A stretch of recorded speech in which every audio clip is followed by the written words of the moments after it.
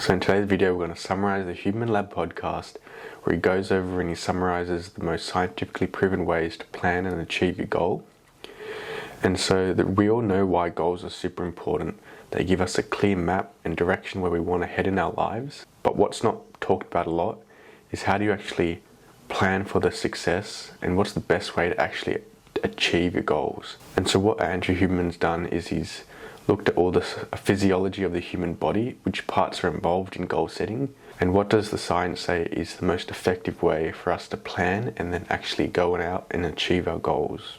So within the brain there is one circuit involved in setting and achieving your goals, and then it connects 4 different parts of the brain. So the first part involved in goal setting is the amygdala. This is your part of the brain that's in control of fear. And the reason fear is important for humans is because it makes us avoid punishment. And so we're more likely to go out and achieve our goals if it's going to be us avoiding punishment. Now the second part of the brain that's involved in goal setting is the basal ganglia. This gets us to take action and gets us to stop actions. So it might be involved in stopping a bad habit that's going to stop us from getting towards our goal, or initiating a good habit that's going to get us towards our goal. So that's what the basal ganglia is responsible for. The second is the lateral prefrontal cortex. This is involved in planning. You need to know where you're going to go and how you're going to get there. So this part of the brain thinks through that part of the process of achieving your goals. And the last part of the brain involved in goal setting and goal achieving is the orbital frontal cortex. This stimulates your emotions in your body, and without the emotions we wouldn't want to even go out and try and achieve our goals.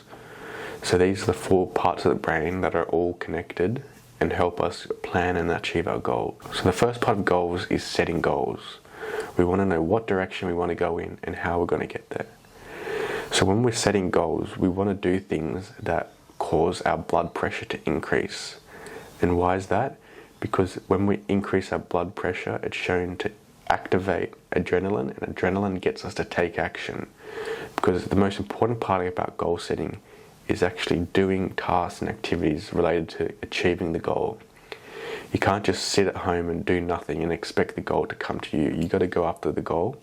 So stimulating that adrenaline, getting you to take action, is the most important part. So when we're setting the goal, we want to set goals that increase our blood pressure, that get us taking action. So the first thing he says is goals that are too hard don't increase your blood pressure, so they don't get you to take action. You might not be able to see yourself actually achieving the goal in the distance. So try not to set goals for yourself that are too hard. The second is setting goals too easy. They don't increase blood pressure as well.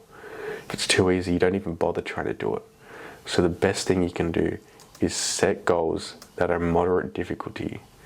This doubles the likelihood of you pursuing the goal long term. And so we know that if you stay consistent, it's more likely that you're going to achieve something. If you never give up, success is inevitable.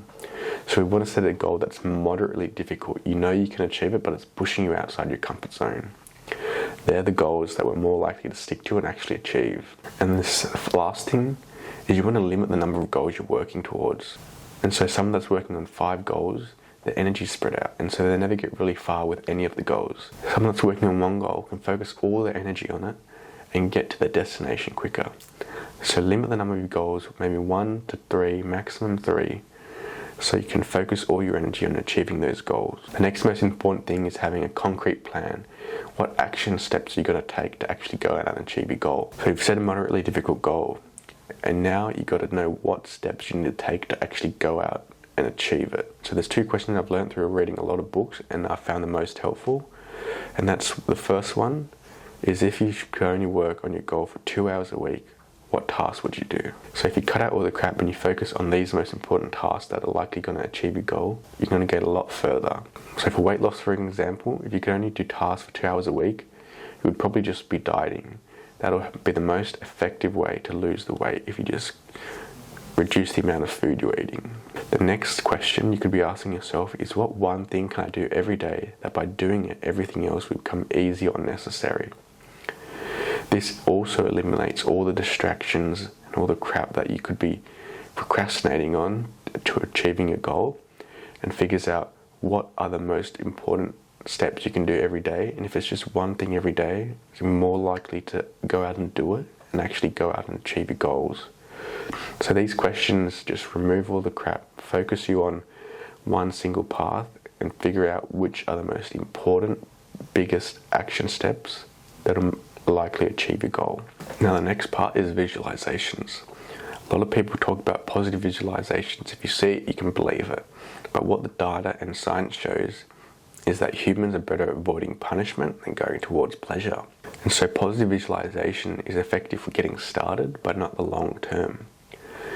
Negative visualizations or foreshadowing future failure actually leads to increase in blood pressure, and we know that an increase in blood pressure leads to adrenaline release, which gets us taking action. So one thing that I've been doing in terms of negative visualization is visualizing who's the best version of myself. If I don't live as that version every day, what's the gap going to be in a year? If I'm only giving 50% every day, there's going to be a big difference into what I can actually achieve. And so it's not a bad visualization, but it's a visualization of what I can actually go out and do and what I'm currently doing. And it's super motivating for me to go out and take action by visualizing that. The second thing is you want to focus on a specific point to initiate action. So on my laptop home screen, I've got a white blank page with a black dot in the middle. Before I go out and work, I just look at that black dot for 30 seconds. It narrows your visual field and gets you focused.